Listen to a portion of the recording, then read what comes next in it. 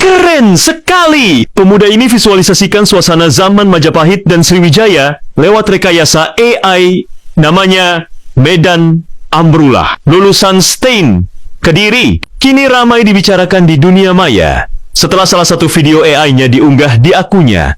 Lewat kemampuannya memanfaatkan kecerdasan buatan AI, ia berhasil menghadirkan kembali atmosfer dua kerajaan besar Nusantara, Majapahit dan Sriwijaya, dalam bentuk video visualisasi yang memukau. Melalui riset ikonografi dan gaya arsitektur masa lampau, Medan memadukan data sejarah dengan teknologi modern. Hasilnya bukan sekadar video, tapi interpretasi visual sejarah yang membuat warganet serasa menembus waktu.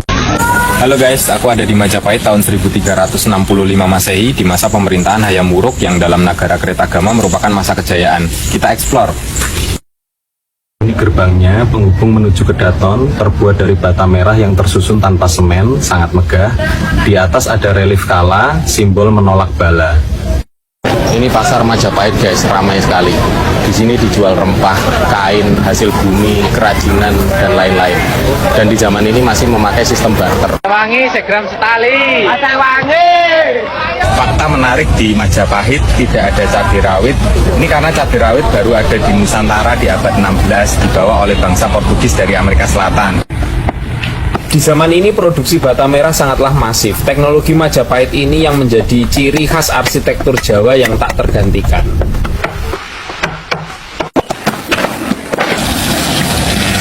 Di zaman Majapahit sudah ada peternakan yang tertata, salah satu pilar ekonomi agraris yang mendukung pangan dan transportasi. Inilah rahasia Majapahit, di sawah dan saluran airnya. Tanah subur diolah dengan sistem irigasi yang canggih melampaui zamannya. Air dialirkan dari bendungan dan kanal dari bata merah. Ini prajurit elit Bayangkara guys, badannya besar-besar. Mereka langsung dilatih dan dipimpin oleh Patih Amangkubumi Gajah Mada. Ini kapal Jong Majapahit guys, besar sekali.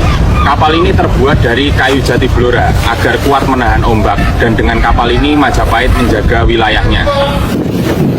Ini Taman Sri Gading, sebuah taman dalam Kedaton Majapahit, tempat Raja Hayam Wuruk menyepi, juga tempat para pujangga menulis.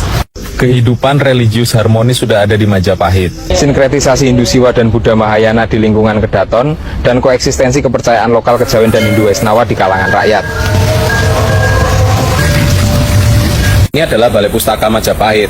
Terdapat banyak naskah lontar seperti Kakawin, Kitab Hukum dan Pemerintahan, Ajaran Dharma, dan prasasti genealogis dalam bentuk teks. Pandai besi Majapahit guys, dari sinilah lahir keris, cangkul, pedang para prajurit, kapal niaga, dan kapal perang. Sebuah peradaban yang tidak hanya berkuasa, tapi juga berpikir maju. Dari Majapahit tumbuh semangat kolektif, kesadaran akan pluralitas, dan praksis kerjasama yang menjadi akar peradaban Nusantara. Halo guys, aku ada di Kerajaan Sriwijaya di tahun 850 Masehi, di masa pemerintahan Bala Putra Dewa. Masa kejayaan bagi Sriwijaya kita eksplor.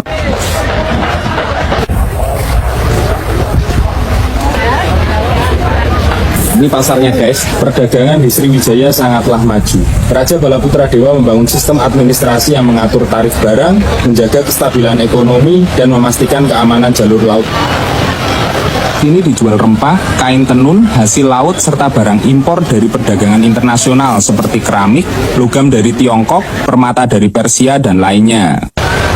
Inilah Kampung Sipil Sriwijaya, rumah panggung dari kayu ulin beratapkan daun rumbia. Arsitektur ini yang kelak menginspirasi bentuk rumah tradisional Sumatera Selatan di zaman Anda. Adapun bata merah di zaman ini sudah ada namun terbatas, karena itu hanya dialokasikan untuk pembangunan candi, stupa, wihara, serta ditopang dengan bahan batu kapur. Ini kapal nelayan Sriwijaya guys, besarnya bukan main. Nelayan Sriwijaya mahir membaca arus dan bintang. Mereka membuat alat tangkap dari rotan dan serat alami.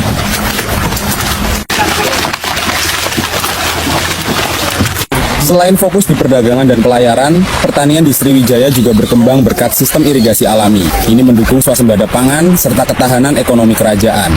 Sriwijaya merupakan pusat pendidikan monastik terbesar di Asia Tenggara. Banyak pelajar dari mancanegara belajar di sini sebelum melanjutkan ke Universitas Nalanda, India.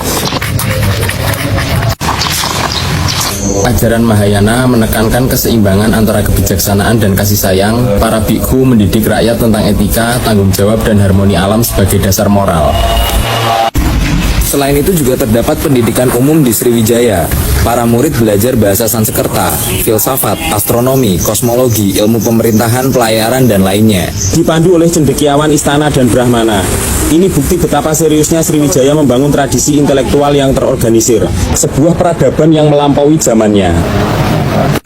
Ya, bengkel armada laut Sriwijaya. Kapal-kapal termasuk kapal jong dibuat tanpa paku besi, tapi diikat dengan pasak kayu dan rotan yang lentur agar tahan gelombang ombak besar.